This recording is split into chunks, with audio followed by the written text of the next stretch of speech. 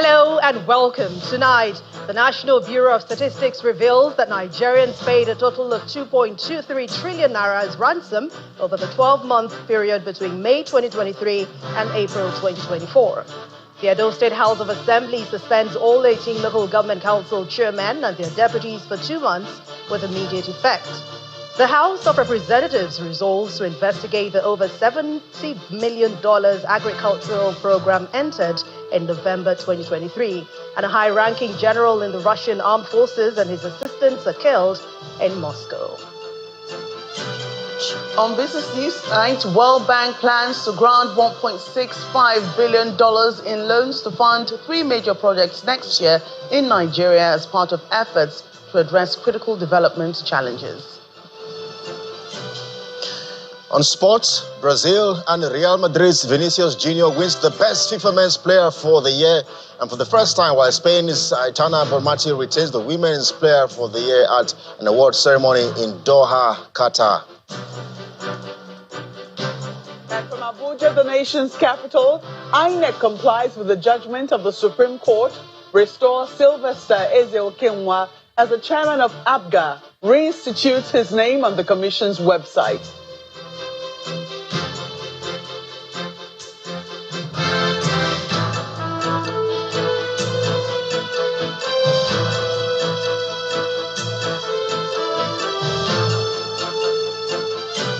The National Bureau of Statistics has revealed that Nigerians paid a staggering total of 2.23 trillion naira as ransom over the period of 12 months, and that's between May 2023 and April 2024. This sum, according to the NBS, was paid by households affected by kidnapping incidents, highlighting the growing threat posed on criminal activities in Nigeria. According to the NBS's latest crime experience and security perception survey report, an estimated 51.89 million crime incidents were recorded across Nigerian households in the reference period. The survey shows that the northwestern region had the highest incidence of crime, with 14.4 million cases reported, followed by the north central region with 8.8 million incidents. In contrast to this, the southeastern region reported the least crime, with 6.18 million incidents. The findings also revealed that rural areas were most affected by crime than urban areas, with 26.53 million crime incidents in rural households compared to 25.36 million in urban areas. That report also highlighted the severity of kidnapping, with 4.14 million households experiencing home robbery. Of those affected by kidnappings, 65% were forced to pay ransom to secure the release of the victims. The average ransom paid was 2.67 million, contributing the total of 2.23 trillion naira paid by Nigerians to criminals during the 12-month period. Despite this, only 36.3% of those who experienced home robbery reported the incident to the police, with a similarly low reporting rate for kidnapping incidents. Now, while these worrisome statistics by the NBS are still being digested, the government of Anambra State in Nigeria's southeastern region says that it has evolved a strategy to help address the security situation.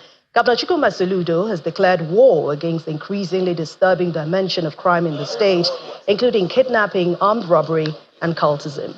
In a state broadcast at the governor's lodge in Amobia, the governor flanked by the security commanders, relevant members of the State Executive Council, local government mayors, traditional rulers, presidents general of communities, among other relevant stakeholders, unveiled plans to launch a multifaceted system in January next year to help tackle security challenges in Anambra State.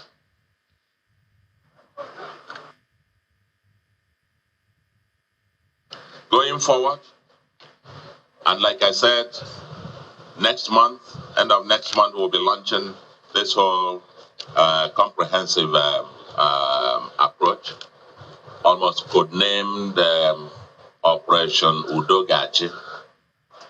Udogachi translates to Operation Peace Shall Reign, or peace must prevail in this land. An expression that underscores the envisaged end result of our security interventions. We are unveiling in the first instance about 163 vehicles that will be branded in Operation insignia and equipment as a way of signaling to the Anambra that we are ready to fight and prevail over the security challenges. They will be active in all the nooks and crannies of the state with patrols as necessary and pin down, stop and search operations as also necessary. They will be backed by technology-based security solutions such as the call center owned by the state with the toll-free lines 5111. Toll lines 5111. These are security numbers that anybody can call anytime. Or 0800220008. Of course, these numbers will be out there in the media. We need people in the communities to give information to security agencies. Where you feel information given will be used against you, relay such information through our phone lines in the Anambra call center. And we assure you of the confidentiality of any of those calls, as the case may be. From security, we turn our attention to politics. We head to Edo State now, where the House of Assembly has suspended all 18 local government council chairmen and their deputies for 2 months with immediate effect. The Speaker of the House, Mr. Blessing Agbebako, made this pronouncement during plenary on Tuesday at the Assembly complex in Benin City, the Edo State capital. According to him, the move follows a petition brought before the House by the Governor of Edo State, Monday Okpeholo, over allegations of gross misconduct and insubordination. During a head count to decide on this matter, 14 lawmakers voted in favor of the suspension, 6 voted against, with 3 undecided. The House further directed the leaders of the legislative arm to take over leadership of the local government councils.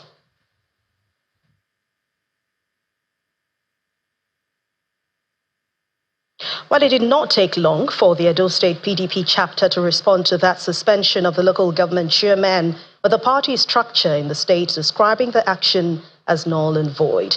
The statement issued by the state's chairman, Dr. Tony Azegbemi, says that it condemns the action in the stronger terms and states that it is unconstitutional, null and void.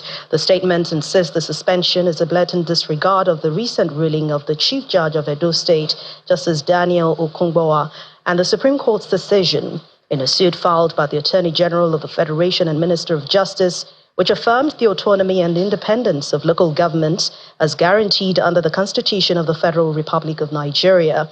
The Edo PDP chairman does not agree that the governor can direct the state assembly to suspend democratically elected chairmen of the 18 local councils for insubordination when these elected officials enjoy autonomy.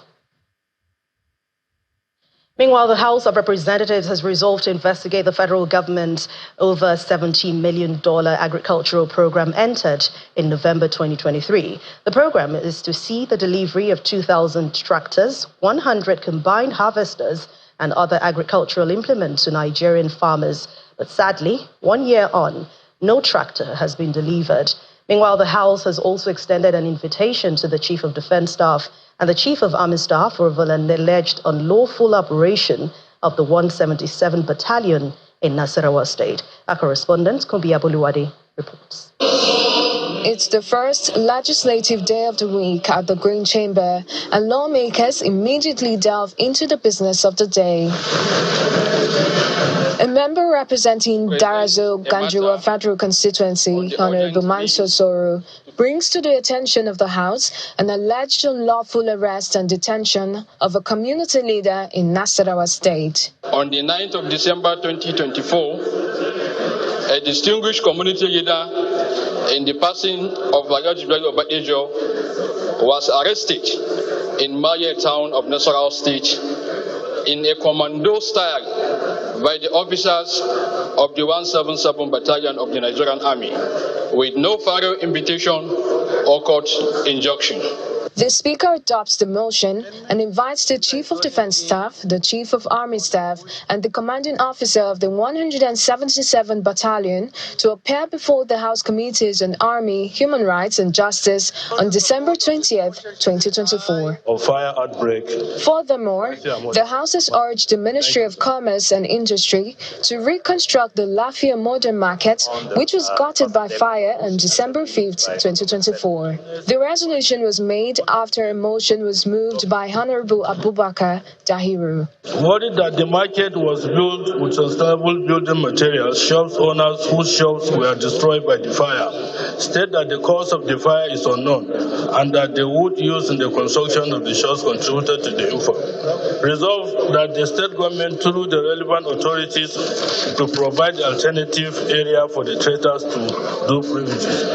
Calls the Ministry of Humanitarian Affairs and Poverty Alleviation to provide immediate relief materials for the victim of the fire outbreak. Meanwhile, the Green Chamber has resolved to investigate the federal government's over $70 million agricultural program entered in November 2023 to provide 2,000 tractors and other agricultural implements to Nigerian farmers. Mr. Speaker, sir, the House worried that a year after the agreement was signed by the National Agricultural Development Fund and the Federal Ministry of Agriculture and Food Security, no single tractor or implement has been received in Nigeria despite the huge public funds involved in this transaction. Mr. Speaker, sir, the House concerned that non-delivery of these tractors and the implement is setback to the New Hope agenda of agricultural mechanization, and this poses challenge to Nigeria's food sufficient ambition. The Committee on Agricultural Production and Services have been mandated to investigate the non-delivery of the machines as stated in the agreement and report back within 4 weeks. From the National Assembly, Kumbi Aboluwade, reporting for Channels Television.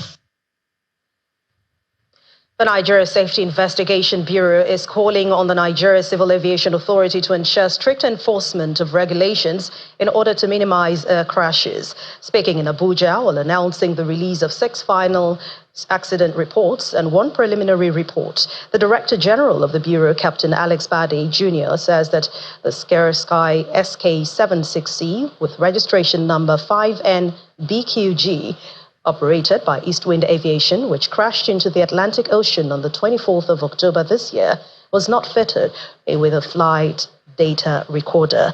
Captain Bade explains that this is contrary to the Nigeria Civil Aviation Regulations 2023, which requires that flight data recorders be fitted on helicopters. The October 2004 air crash, which involved a Sikorsky SK-76C helicopter, takes the center stage as the Nigeria Safety Investigation Bureau released 6 final reports and 1 preliminary report.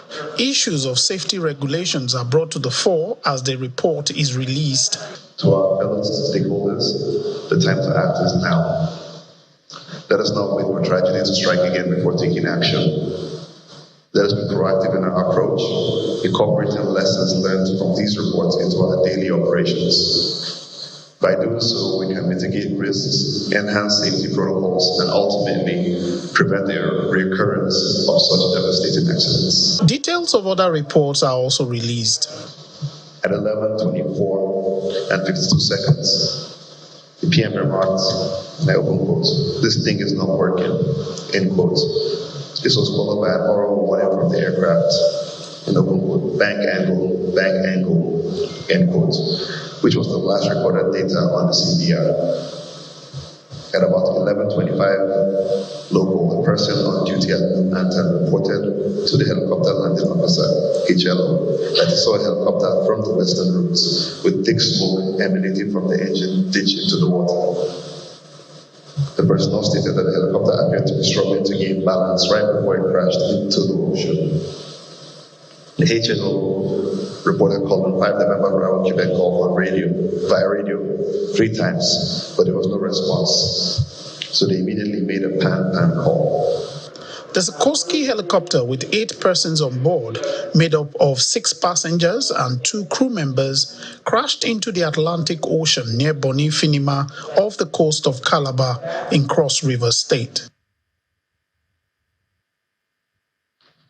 In part two, after the break, the Enugu State Governor Peter Mba launches the Enugu State Geographic Information System to put an end to the continuous land dispute, land grabbing and diversion of state revenue. Please join us again. Welcome back. If you just joined us, you're watching the news at 10, coming to you live on Channels Television, broadcasting from Lagos. A reminder of our main stories.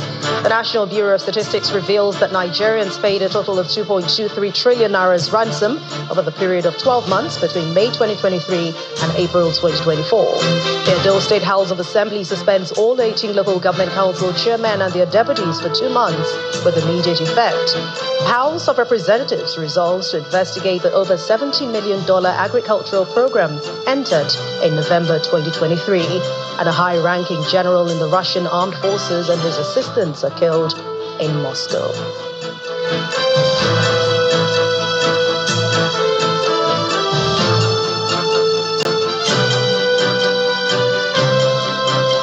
The Senate has called on the federal government to establish ranches that are commercially viable and safe for both herders and all Nigerians. This move is aimed at curbing the killings by criminal herders in various parts of the country. In addition, the Senate called for a clear definition of limits in the implementation of the ECOWAS Treaty that allows unrestricted movement of people among member states to enable checks of movement of criminals posing as herdsmen around the country. Our correspondent Benny Ark reports.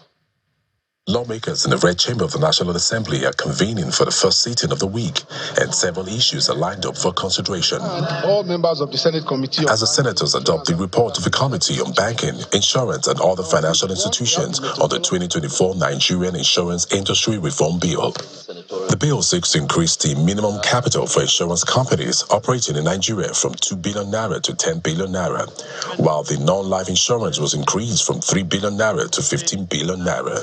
The Senate Committee on Banking, Insurance and Other Financial Institutions, to which this bill was referred, having favorably considered same which reflect the majority of the memoranda and submissions received from stakeholders and the general public during the public hearing and which are in the attached report, now recommends that the Senate do consider and pass the Nigerian Industry Reform Bill 2024 SB 393. Is this a true reflection of what transpired in the Committee of the Whole? The lawmakers also considered a motion on the urgent need to address incessant banditry attacks, killings, and displacement in some villages in Biliri local government area of Gombe State. The Senate alarmed that suspected herders armed with dangerous weapons during the late hours of Wednesday to early hours of Thursday, 11 December 2024, invaded communities of Sansani, Kalindi, Powishi, Laushi, Daji, villages, Kalme district in Biliri local government senatorial district of Gombe South. On motorbikes, attacked and killed several residents, including a cleric, and also burned down residential houses, large foodstuffs, livestock, and many scores were displaced. Lawmakers debated the motion, questioning the role of governors in protecting the state. Every state government or governor has what he calls security board. I'm not sure about the amount. The issue is, what does that security board represent? What the governors are doing with security votes, I think when you will become a governor, you will find out. The Senate also resolved that the Inspector General of Police should collaborate with the Army to set up a joint task force in Biliri, Gombe State, to stop the killings in the area. The Senate Committee on National Security and Intelligence, Police Affairs, and Legislative Compliance were mandated to investigate the recent killings.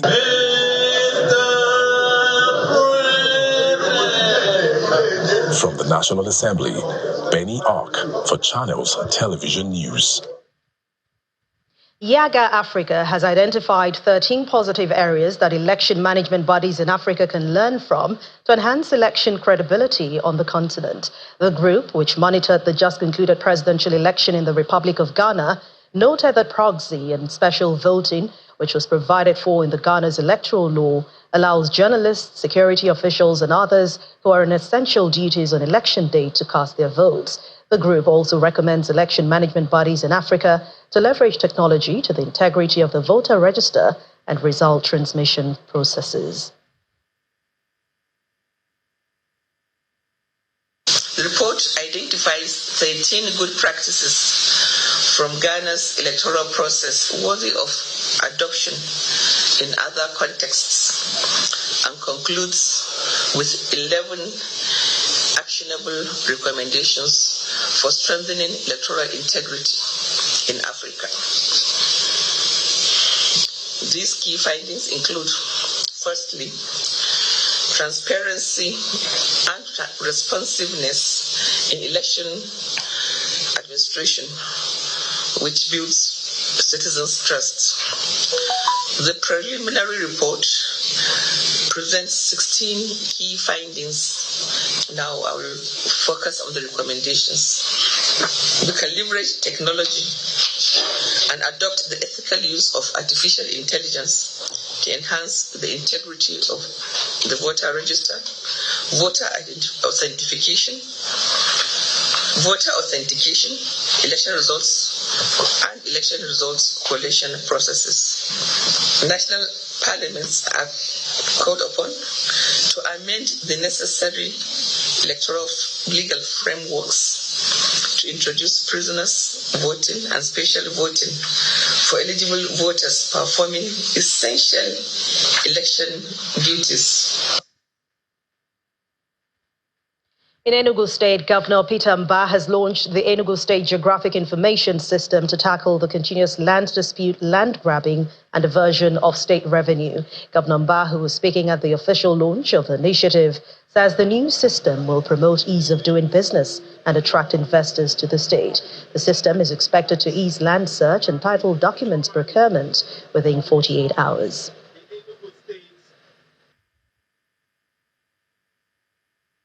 Today marks the end of the era of land grabbing in Enugu, unauthorized constructions. It also marks the end of double allocation and, of course, revenue diversion. It's going to end with the launch of the Enugu Geographic Information System. We had, during our campaign, mentioned that we're going to invest hugely in the digital sector and that we're going to ensure that we make Enugu State the number one in terms of the ease of doing business. Staying in the southeastern parts, the governor of Abia State, Dr. Alex Otti, has officially flagged off the construction of the proposed Abia airport, describing it as a landmark project that will boost economic activities and place the state as a vital hub in the West African sub-region. Speaking at the official flag-off ceremony for the airport's construction at the community primary school in Omonnansulu in Isialangwa North, the governor highlighted the technical specifications of the airport, saying the initial design of the project will allow for what they call a Type 4D runway of 2.8 kilometers with provision for further upgrade. To appreciate the community primary school in Isialangwa, North Local Government of Abia State, is in the spotlight as the state government picked it as the proposed site of the Abia Airport project. And to flag off the construction of the project, the Minister of Aviation, Festus Keyamo, arrives at the site in the company of the Abia State Governor, Alex Otti, Deputy Speaker of the House of Representatives, Benjamin Kalu, and the Minister of State Labour and Employment, Nkeru amongst others. The final alignment of the runway still has to be fine-tuned and adjusted based on the studies and the detailed design of the wind direction. The occasion is also graced by the Board of Trustees Chairman of the PDP, Adolfo Swabara, traditional rulers, top government officials, as well as party members. Governor Alex Otti kickstarts conversations at the site by highlighting the economic importance of the landmark project to the state. An airport is not just an important project for the long-term prosperity of the state. It is an integral component of our vision to open the state to the world. We are poised to turn Abia into a major destination hub that will welcome hundreds of thousands of unique visitors from different parts of the world every month.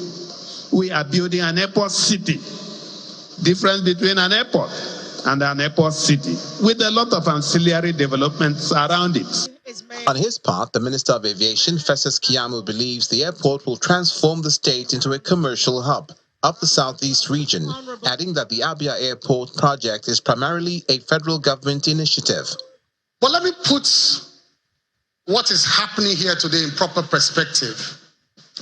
It was shortly after we took office, and I was briefing the president about the aviation sector. The president asked me, why does Abia not have at least an airstrip? It was the president, President Bola Ahmed Tinubu, that asked me that he doesn't want any part of this country to be cheated. And in the southeast in particular, it is only in Abia State you cannot land an aircraft.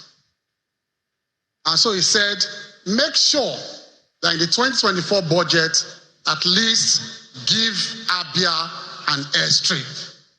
The president said so. The Deputy Speaker of the House of Representatives, as well as other prominent indigents of the state, also expressed their excitement about the project. When you have a governor that is cooperating with you, a governor that understands synergistic effects of cooperation, a governor that understands partnership, you have no fear that that project will not only commence, but it will be finished. We will look at the budget of aviation ministry when it comes, and we will make sure enough fund is allocated to make sure Abia has an airport in no distance time. I'm happy that it is going to be upgraded, or it has already been upgraded to an international or near international airport where aircrafts, 737 will land. So that cannot be an airstrip. To the glory of God Almighty, I hereby unveil the plaque for this airport.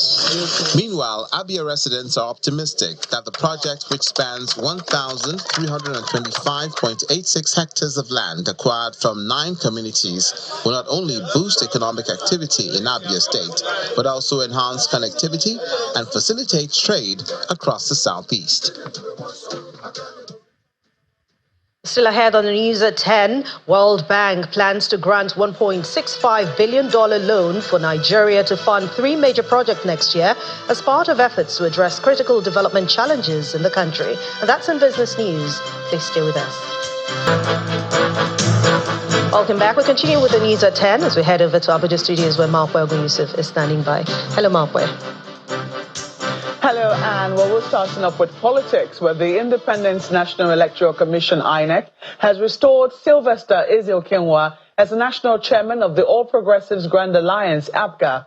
INEC National Commissioner and Chairman of the Voter Education Committee, Sam Olumekun, disclosed in a statement today that the decision of the Commission followed the judgment of the Supreme Court, which has been served on the Commission. Mr. Olumekun explains that the electoral body at his meeting earlier in the day addressed the protracted leadership tussle within APGA, which has been the subject of legal battles, and that in compliance with the judgment, the Commission now recognizes Mr. Ezeokenwa as the APGA chairman. In a unanimous judgment, a 5-member panel led by Stephen Ada ruled that Ejioze Njoku was wrong for parading himself as APGA national chairman.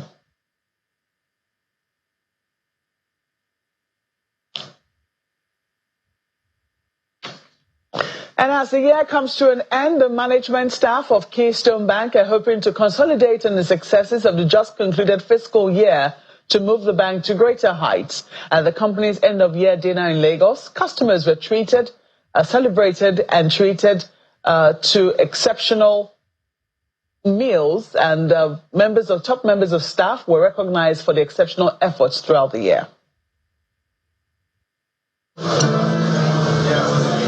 Glitz and glamour is the order of the day as guests troop in for the Keystone Bank end-of-year and customer appreciation dinner.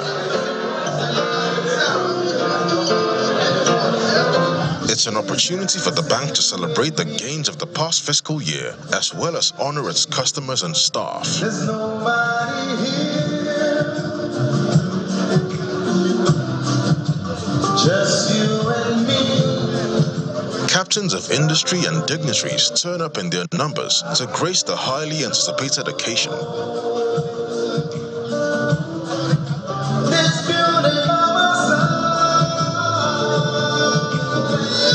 Vibrant entertainment is in no short supply as guests are treated to scintillating music and dance performances.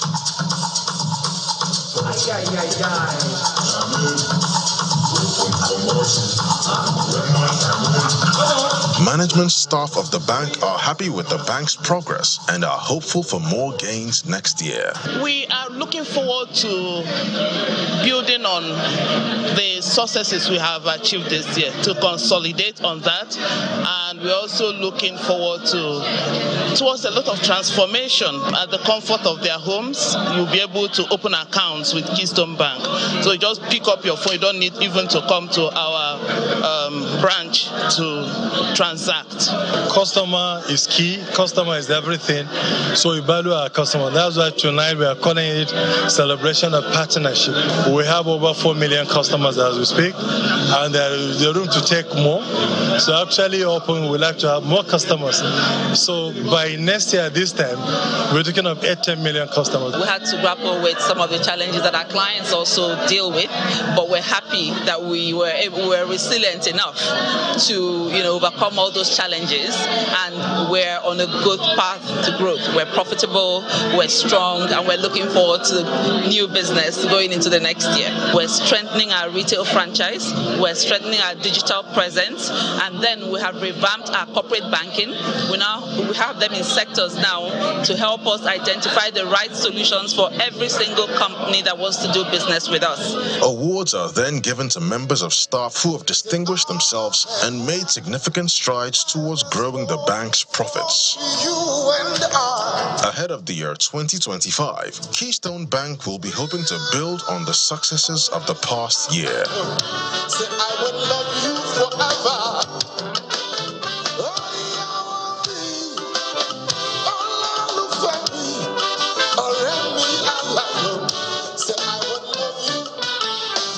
Staying with the spirit of the season, the stage is set for memorable outings this festive season as Eco Hotels and Suites Lagos, in collaboration with its headline sponsor, Zenith Bank, has officially ushered in the holiday season with a grand light-up ceremony. The ceremony was flagged off by the Governor of Lagos State, Babajide Sanwo-Olu, at the hotel premises in Victoria Island, transforming the venue into a mesmerizing holiday landscape. You're about to witness something spectacular, something never seen before. It's the light-up ceremony of Eco Hotel's Tropical Christmas Wonderland.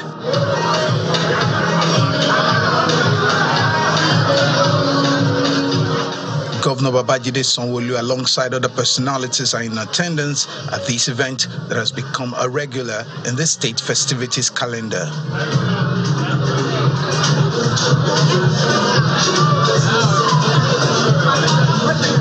Lights, characters, musicals, and other hands-on activities are lined up as the hotel launched its annual Tropical Christmas Wonderland.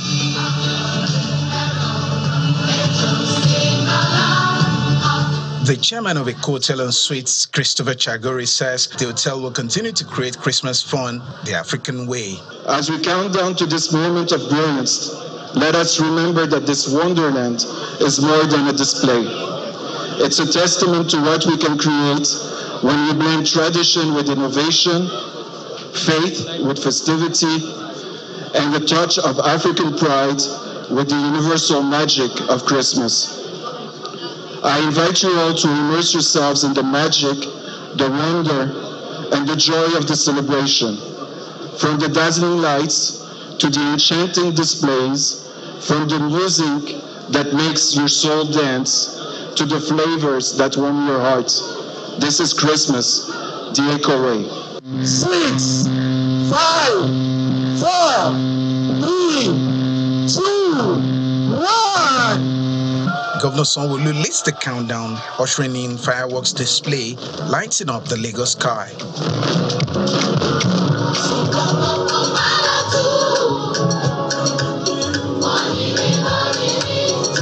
The choir comes with some African flavor to spice up the night.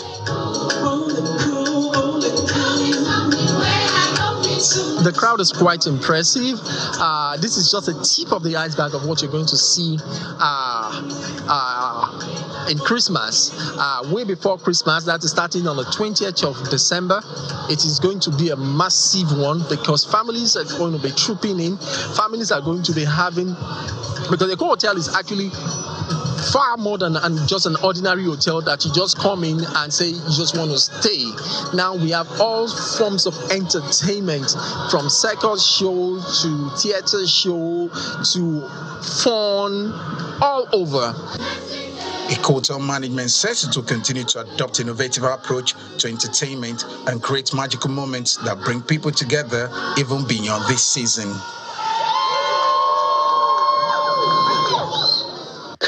And that's it from the nation's capital. It's now over to Joke Rogers to tell us more about that $1.65 billion loan from the World Bank on Business News.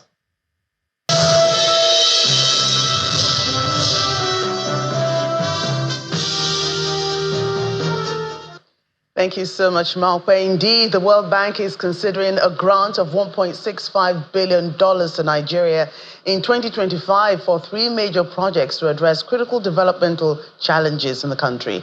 According to information obtained from the International Finance Institution's website, the loans are designed to support Nigeria's social and economic recovery, particularly in vulnerable sectors requiring urgent intervention. Highlights of the 3 tranche loans, which is currently in the pipeline, will focus on internally displaced persons, education, and nutrition enhancement.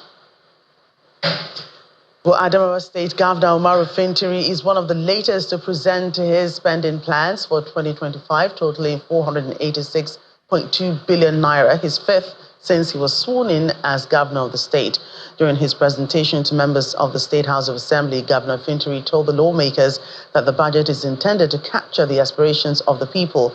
He emphasized the need for the state's budget of service to drive positive economic impact.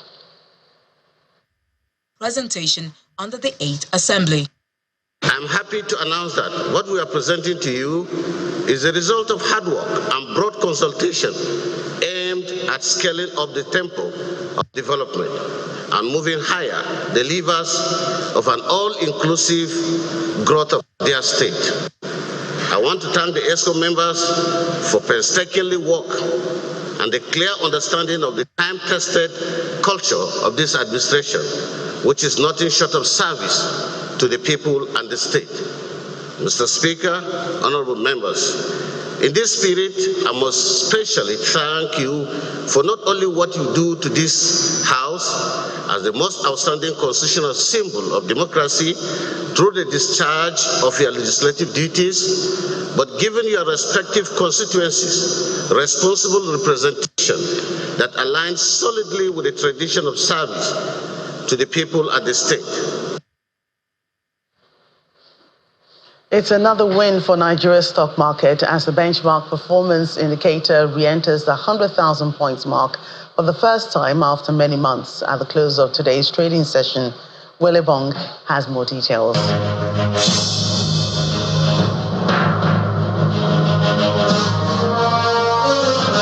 Thanks, Joke. Hello, and welcome to the Stock Market Report. It's not going badly at the NGX. Let's take a closer look. Consolidating on yesterday's gains, we see the all-share index is back to the 100K level, and a bit of a seesaw movement there, but it's all good. The market cap is still climbing further up. We see it at 60.64 trillion naira. And the stock oiling this positive performance is Aradel. Aradel opened at 600 naira 20 kobo and closed today at 630 naira 30 kobo. And that's a 30 naira 30 kobo gain in share price for the oil and gas company. Not bad, right? I'm not asking you profit takers to jump at it, okay? Let it breathe a bit. Now, Aradel is not the only mover and shaker today. We have companies like Eterna and MRS in the oil and gas sector rising, making that rise there. Let's see the oil and gas sector. We see 0.06% up, and that's because we have Aradel, Eterna, MRS doing their thing there. And this is probably following the news that the federal government is set to approve the $1.3 billion Shell Renaissance deal. It's like that news is serving as a catalyst for the oil and gas stocks. Now, in the market, we're just going to be seeing how that moves. Now, banking is also up. Let's look at it, 0.19% today, but not so for the consumer goods index. And those are the highlights for today. Will Ibang signing out.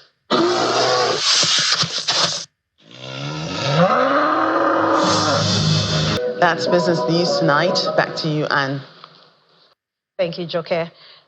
Outside our shores, New York District Attorney Alvin Bragg says that Mr. Luigi Magnon has been charged with first-degree murder over the killing of the healthcare CEO, Brian Thompson, which occurred last month. The suspect is scheduled to appear in court for hearing on December the 19th over whether he will be extradited to New York on the charges. Here's Simon Puser with other international news and around the world in 5. Good evening and welcome to the Channel Studios here in London with your international news around the world in 5. A high-ranking general in the Russian armed forces and his assistant have been killed in Moscow by Ukraine's security service. Lieutenant General Igor Kirillov, head of the Nuclear, Biological, Chemical Defense Forces, was outside a residential block when a device hidden in a scooter was detonated remotely. Pictures from the scene showed the badly damaged entrance to a building with scorch marks on the walls and a number of windows blown out. The block was cordoned off as Russian investigators continued combing the area. A source in Ukraine's SBU security service claimed Kirillov was a legitimate target who had carried out war crimes. French aid workers, police and army personnel have left to help the search and rescue mission in Mayotte after Cyclone Chido hit the French island on Saturday. Close to 1,000 people are feared dead after the strongest storm in more than 90 years to hit the islands. The nearby islands of Comoros and Madagascar were also struck. A 7.4 magnitude earthquake has hit Vanuatu's capital, Port Vila, damaging buildings and cars with at least one person reportedly killed. Footage from Vanuatu state broadcaster VBTC showed vehicles crushed under a building that collapsed on a street lined with retailers. The broadcaster reported one person had been trapped in a collapsed building. The United States says North Korean troops have been killed fighting Ukrainian forces in Russia's Kursk border region. These would be the first reported casualties since it emerged in October that North Korea had sent around 10,000 troops to reinforce Russia's war effort. Ukraine's military intelligence unit, the GUR, also said at least 30 North Korean troops had been killed or wounded in fighting over the weekend. More than 50 people have been killed in Israeli air and ground attacks across the Gaza Strip. They said children, a cameraman who worked for the Al Jazeera TV network, and personnel from the Civil Defense Agency were among the dead. The Israeli military said it targeted sites used by Hamas and the allied armed group Palestinian Islamic Jihad. The Hamas-run health ministry said the deaths meant the number of Palestinians killed in Gaza during the 14-month war between Israel and Hamas had surpassed 45,000. A student has opened fire at a private Christian school in the U.S. state of Wisconsin, injuring 6 people and killing a teenager and a teenage student. Our officers were responding. Madison Police Chief Sean Barnes identified the attacker as a 15-year-old female student at the school. Authorities say the attacker was in attendance at Abundant Life Christian School before opening fire and was found dead at the scene. 6 students were injured, including 2 who suffered life-threatening injuries. We know that at least 3 people have lost their lives, including a juvenile person. I don't have any other information about those persons who have lost their lives, and I'm not going to release that until we have, of course, spoken with family members and ensuring that they are fully aware of this tragic scene that occurred today. A state of emergency has been declared in Russia's Anambra region due to a huge oil spill following an oil tanker being broken in two. Spilled oil has washed up along tens of kilometers of the Russian Black Sea coast after two tankers were badly damaged in a storm at the weekend. Footage shows a Russian oil tanker broken in half and sinking amid a heavy storm with streaks of oil visible in the water.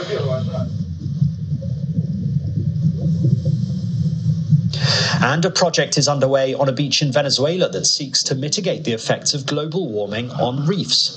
Small pieces of coral are placed on tree-shaped structures in 300 square meter spaces at the bottom of the sea. Once the corals grow to about 40 centimeters, they are replanted in reefs to help with their rehabilitation. According to data from the foundation, by 2024, 2,500 fragments of Porites-class corals, one of the most common in oceans and tropical seas, will have been planted. And that's your international news around the world in 5. Now back to the Channel Studios in Lagos.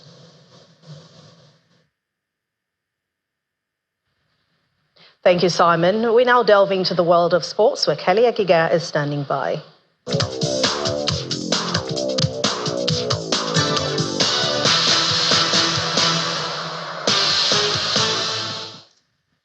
Thanks, Anne, and welcome to Sports News. Brazil and Real Madrid's Vinicius Jr. has been named the best FIFA men's player for the first time. The Brazilian star enjoyed the most spectacular season of his career in the 2023-2024 season, regularly producing match-defining moments for Real Madrid.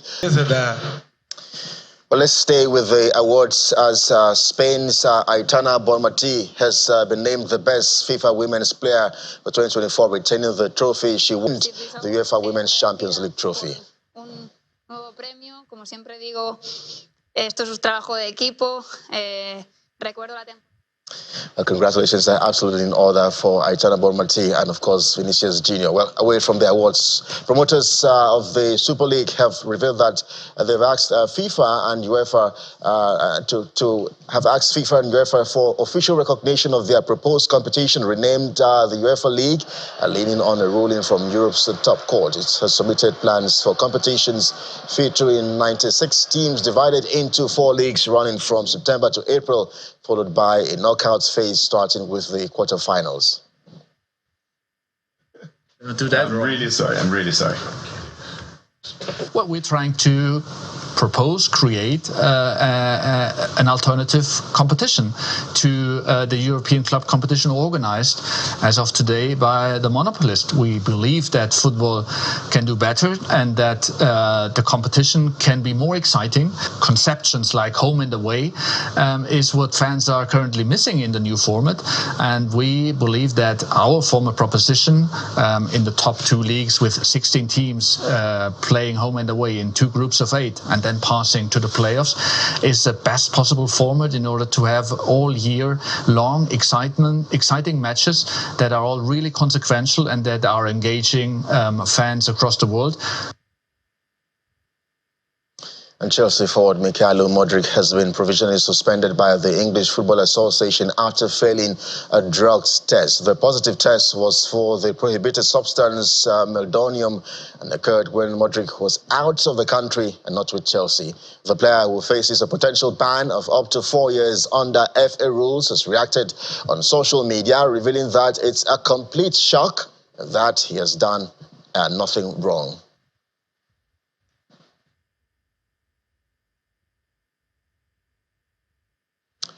Well, that's your sports news tonight. I'm Kelly. It's back to Anne.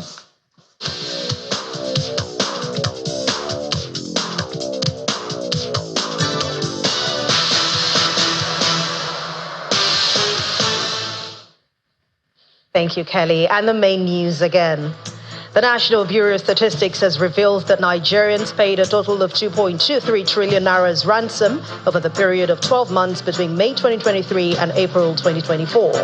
The Edo State House of Assembly has suspended all 18 local government council chairmen and their deputies for 2 months with immediate effect. House of Representatives has resolved to investigate over $70 million agricultural program entered in November 2023. And a high-ranking general in the Russian armed forces and his assistants have been killed in Moscow.